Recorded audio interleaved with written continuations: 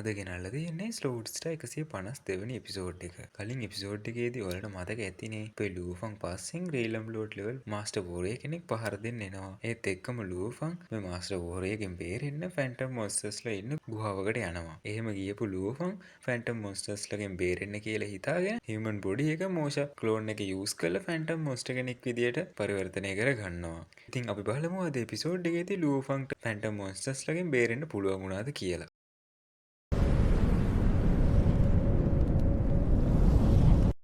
අද කතාව පටන් ගත්තම අපිට අලුත් සීන් එකකින් පෙන්නනවා ටවුසන් ස්ටාර් සොසයිටි ටෙම්පල් එක. ඒකේ ඉන්න මාකස්ලි පෝරික. අපිට මෙයාව ඉස්සරහට කතාවේදී මතක තියාගන්න ලේසි වෙන්න මම පෝරි කියලා කියන්නම්. ඒත් එක්කම අපිට පෙන්නනවා අනිත් පෝරියස්ලා එයාට ගෞරව කරනවා කියලා. ඒ වගේම එයා ලූෆන්ගේ 3D අනුරුවක් පෙන්නලා කියනවා මේ ඉන්නේ ලූෆන්. ඔයාලා මෙයාව විනාශ කරලා දාන්න ඕන. මෙයා ඉන්නේ යුනිවර්ස් ලෙවල් 9 සහ මෙයාට තියෙනවා ඩොමේන් ලෝඩ් ලෙවල් 9 ග්‍රේඩ් ස්කයිස්ක්‍රේපියන් වෙල්. ඒක හින්දා මෙයා මෙයාගේ ශක්ති මට්ටමේ ඉන්න අනිත් අයට වඩා ගොඩක් ශක්තිමත්. අලුත් සීන් එකකින් අපිට පෙන්නනවා අපේ ලූෆන් එයාගේ මෝෂ බොඩි එකේ හොරතල් ෆැන්ටම් මොන්ස්ටර් කෙනෙක් විදියට පරිවර්තනය කරගෙන ඉන්න විදිහ. ඒත් එක්කම බාබඩා කියනවා ඔයාට දැන් ෆැන්ටම් මොන්ස්ටර් කෙනෙක් විදියට ඔයාගේ බොඩි එක කන්ට්‍රෝල් කරන්නත් පුළුවන් නේද කියලා. ඒත් එක්කම අපිට පේනවා ලූෆන්ගේ ෆැන්ටම් මොන්ස්ටර් බොඩි එක අනිත් ෆැන්ටම් මොන්ස්ටර්ස්ලා එක්ක බලද්දී හරිම පුංචි කියලා. එයාට විත ගන්න තේරෙන්නේ නැතුව උඩ පැන පැන ගිහිල්ලා අර විශාල ෆැන්ටම් මොන්ස්ටර්ස්ලට හායි කියලා කියනවා අපිට පේනවා. ඒත් එක්කම අනිත් ෆැන්ටම් මොන්ස්ටර්ස්ලත් ලූෆන්ව විවර කරන්න ගන්නවා අපිට පේනවා. ඒත් එක්කම අර රීලම් ලෝඩ් මාස්ටර් හිතාගෙන ඉන්නේ ලූෆන් ඉවරයි කියලා. ඒක නිසා ඔහු එනවා වෙවි ෆැන්ටම් මොන්ස්ටර්ස්ලා ඉන්න ගුහාවට එනවා. ඒත් එයා එකපාරට බය වෙනවා. මොකද ෆැන්ටම් මොන්ස්ටර් කෙනෙක් එයා දිහා බලන් ඉන්න නිසා. ඒත් එක්කම මොන්ස්ටර්ස්ලා ටික ඒ වෝරියේ පැත්තට ගොරවගෙන එන්න පටන් ගන්නවා. මේත් එක්කම ඒ වෝරියේ ඒ ෆැන්ටම් මොන්ස්ටර්ස්ලාගෙන් බේරෙන්න පැනලා දුවන්න පටන් ගන්නවා.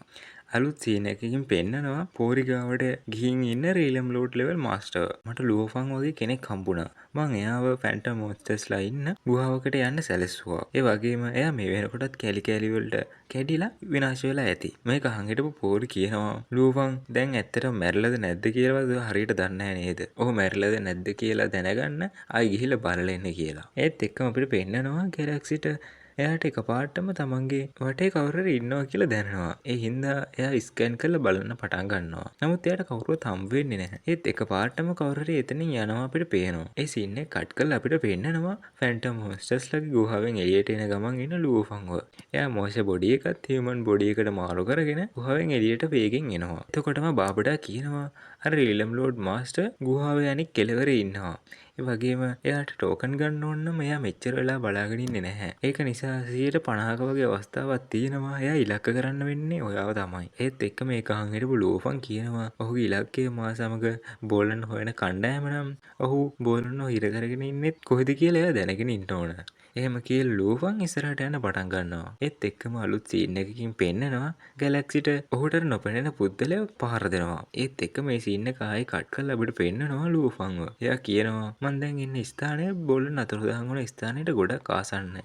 ඒත් එක්කම සිස්ටම් එකේ එයාට පෙන්නනවා අනුතුරෙන් ගෙවීමේ සංඥාවක්. ඒකට බය වුණ බාබඩා කියනවා හඳුනා නොගත් කරදරයක් එනවා වගේ කියලා. ඒත් එක්කම භ්‍රමණය වෙමින් ආපු සුලන්දාරා ටිකකින් ලූෆන්ව ඇදලා ගන්න පටන් ගන්නවා. ඒත් එතකොට එයා එයාගේ ස්කයිස්ක්‍රේපියන් වැල් පාවිච්චි කරලා බොහොම අමාරුවෙන් අල්ලගෙන ඉන්නවා. එතකොට ලූෆන් කියනවා මට බයයි. මට මේක ගොඩක් වෙලා අල්ලගෙන බැරි වෙයි කියලා. ඒත් එක්කම අවසානයේ ලූෆන්ට තමන්ගේ බොඩි එක ෂටල් එකක් බවට පත් කරගෙන ඉතා ඉක්මනින් එතන තිබ්බ සුළංධාර වලින් බේරෙන්න පුළුවන් වෙනවා. එතකොට බාබඩා කියනවා මේක විශ්වයේ තියෙන ඉතා අසීරු මරෝගුලක්. ඒ වගේම මම මගේ මාස්ටර් එක්ක ලෝකේ ගමන් කරනකොට මේ වගේ මරෝගුල් ඕන තරම් මට හම්බ වෙලා තියෙනවා. ඒ වගේම මේ උගුල් වලට අහු වෙලා ඉමෝටල් ජීවීන් පවා විනාශ වෙලා යනවා. ලූෆන් පුදුම වෙලා අහනවා ඉමෝටල්ස්ලා මේ භූමිය පාලනය කරන්නේ වර්චුවල් යුනිවර්ස් කම්පැනි එක. එතකොට බාබඩා කියනවා මේ කොස්මික් ස්පේස් එක විශේෂ වෙනස්කම් වලට ලක් වෙනවා. ඔරිජිනල් යුනිවර්ස් එකේ පරිණාමයේ සිටම ඒ වගේම ඩීමන් මවුන්ටන් එක සහ ඩීමන් මවුන්ටන් එක වගේම විශේෂ ස්ථාන වර්චුවල් යුනිවර්ස් කම්පැනි එකටත් පාලනය කරන්න ටිකක් අමාරුයි. ඊට පස්සේ අපිට පෙන්නනවා ලූෆන් ආයෙත් බෝලන් හොයන්න පටන්ගෙන තියෙනවා කියලා. ඩීමන් මවුන්ටන් එකේ තියෙන මේ මරවගුල් නිසා මෙහි කාලය ගත කරද්දි ගොඩක් පරිස්සම් වෙන්න ඕන කියලා හිතන ලූෆන් දිගින් දිගටම බෝලන් හොයන්න පටන් ගන්නවා අපිට පේනවා. ඒත් එක්කම අලුත් සීන් එකකින් පෙන්නනවා ගැලැක්සි ඉන්න තැනට ගිහින් ඉන්න ලූෆන්ව. එයා ගැලැක්සිට කතා කරන ගමන්ම එයාගේ උරහිසට අත තියෙනවා. ඒත් එක්කම ඒත් එක්කම ගැලැක්සිගේ නිසල සිරුර බිම වැටෙනවා අපිට පේනවා. ගැලැක්සිගේ බඩ හිල්ලලා ගිහින් තියෙන විදිහ බිමට වැටුණු බොඩි එක ගාව ගිය ලූෆන්ට පේන්න පටන් ගන්නවා. එතකොට බාබට නිරීක්ෂණය කළා කියනවා මේ මරණය වෙලා තියෙන්නේ පැයකට කලින් වගේ. ඒ වගේම එක පහරකින් ඔහුගේ ආම එකත් සිදුරු කරගෙන ගිහින් තියෙනවා. නමුත් වෙන කිසිදු පහර දීමක් සිදු වෙලා නැහැ. මේකේ පේන විදියට නොදන්වා සිදුවුණු හදිසි පහර දීමක්. ලෝෆන් කියනවා පහර දුන්න පුද්ගලයා ටෝකන් ගන්න නෙමෙයි පහර දීලා තියෙන්නේ. මොකද තාම එයාගේ ටෝකන් එක මෙතන. ඒ හින්දා මේ මරණය ගැන ටිකක් සැකසහිතයි. මෙයා මරලා තියෙන කෙනාගේ අරමුණ අර කලින් මට පහර දෙන්න ආපු රීලම් ලෝඩ්ගේ අරමුණ වගේමයි. මොකක් හරි අමුතු සිද්ධියක් තියෙනවා මේ සිදුවීම පිටිපස්සේ. මෙම හිතමින් ලූෆන් අවට පරීක්ෂා කරන අපිට පේනවා. ඊට පස්සේ ලූෆන් බාබටට කතා කරලා අහනවා ඔයා මේ ඝාතකයාට අදාළව යම් තොරතුරක් හොයාගන්න පුළුවන් වුණාද කියලා. එතකොට බාබට ස්කෑන් කරලා කියනවා ඝාතකයාගේ කිසිම දෙයක් ට්‍රැක් කරගන්න බැරි වුණා කියලා. එතකොටම ලූෆන් එයාගේ ස්පිරිචුවල් එනර්ජි එක පාවිච්චි කරලා වටපිටාව ස්කෑන් කරන්න පටන් ගන්නවා. එයා හොයාගන්නවා යම් කිසි ඩිවයිස් එකක්. ඒක දැක්ක බබටා ඒක ගන්නවා. එයා ඒක අරගෙන බලලා කියනවා මේ චිප් එක virtual universe කම්පැනි එකේ තියෙන බලවත් චිප් එකක් කියලා. ඒ වගේම ඒක ගැලැක්සිගේ වැදගත් තොරතුරුත් ගබඩා කරලා තියෙනවා. ඒක ස්කෑන් කරපු බබටා තවදුරටත් කියනවා අවසනාවට මේ චිප් එකෙන් 50%ක් හානි වෙලා තියෙනවා. ඒ වගේම මම ඒක පස්සේ පරීක්ෂා කරන්නම්. එහෙම එතකොටම ලූෆන් කියනවා කරුණාකරලා පරීක්ෂා කරන්න. මොකද මෙයාගේ මරණය නොදැක්ක වගේ ඉන්න බෑ. ඒත් එක්කම බබඩා සිස්ටම් එක දිහා බලලා කියනවා කිලෝමීටර් 19.2ක් ඉදිරියෙන් ඩීමන් ලෝඩ් ලෙවල් 9 මට්ටමේ වොරිය කෙනෙක් ඉන්නවා කියලා. එයා ඔයාගේ දිහාවට ලං වෙනවා. ඔයාගේ ආරක්ෂාවට ඒ වොරිය සැඟවිලා ඉන්න ස්ථානය හොයාගන්න.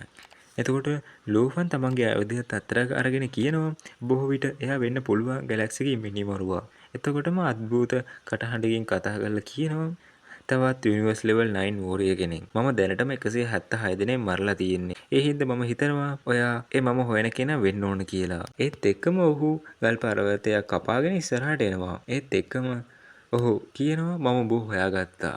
ඒත් එක්කම ඒ ආපු අමුතු පුද්ගලයා පහර දෙන්න පටන් ගන්නවා. ඒත් එක්කම දෙන්නගේ සටන පටන් ගන්නවා.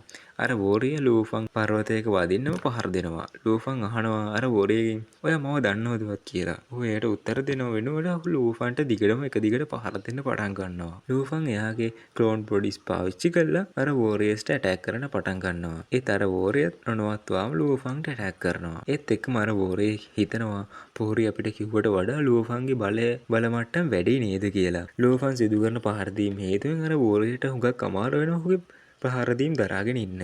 ඔහුගේ ශරීරයෙන් ලේ එන්න පටන් ගන්නවා අපිට පේනවා. එතකොටම ලූෆන් අහනවා ඔයා කවුද?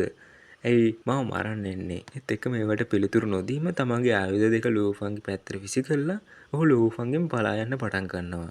ඒත් එක්කම ඒ ආයුධය තමන්ගේ අතින් නවත්තපු ලූෆන් අර වෝරිය පාසෙන් පන්නගෙන යන ගමන්ම ඔහුට ස්කයි ස්ක්‍රේපෙන් වැල් වලින් පහර දෙන්න පටන් ගන්නවා. එතකොටම තමාම අහුවෙන්න යන්නේ කියලා දැක්ක අර වෝරිය ලේසර් ගන් එකක් එළියට අර ගන්නවා. එතකොටම බය වුණ බාබටා කියනවා ඒක E9 වර්ග එකක්. ඒක ලෝඩ් වෙන්න යන්නේ තප්පර 0.1ක් විතරයි. මේක එක පහරකින් රීලම් ලෝඩ් කෙනෙක් වුණත් මරලා දාන්න පුළුවන්. මේක අහුණු ලූෆන් පැනලා දුවන්න පටන් ගන්නවා. ලූෆන් පැනලා දුවන්න උත්සාහ කරත් අපිට පේනවා ඒ වෝරියගේ ප්‍රහාරයකට ලක් වෙච්ච ලූෆන් එක දිගටම පිටිපස්සෙන් පිටිපස්සට ගල් ගුහාවේ තියෙන බිත්ති කඩාගෙන යනවා. ඒත් එක්කම අද එපිසෝඩ් එක ඉවර වෙනවා. එහෙනම් සබ්ස්ක්‍රයිබ් කරලා සෙට් වෙන්න. ආයි අලුත් එපිසෝඩ් එකකින් හම්බ වෙමු.